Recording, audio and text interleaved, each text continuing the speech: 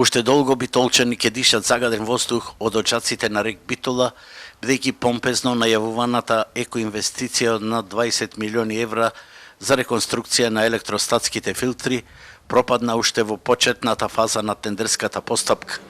Од опозицијската ВМРО ДПМН велат дека во нивно време била изготвена физибилити студија која актуелното раководство на рек Битола не ја прифати и затоа сега постапката во која беа инволвирани 7 групни понудувачи е поништена.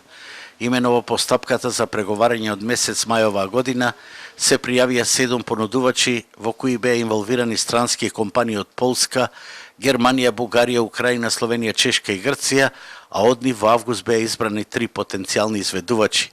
Останатите се жалеа на одлуката до Државната комисија по јавни набавки, која со решение ја поништи. Јавната набавка за реконструкцијата на електростатските филтри е поништена. Зоран Заев и Радмила Шекеринска идеа во Битола и лажеа и во текот на 2018 и во текот на оваа година и го посетуваа рек дека за 2 недели започнува постапката, па дека е започната, па дека филтрите само што не се монтирани и така натаму во нивниот стил, зборот важи, а всушност покажаа само дека немаат збор и не знаат што е тоа. Од рек Битола во писменото соопштение велат дека тендерот е поништен од формално правни причини и дека наскоро јавната набавка повторно ќе биде објавена.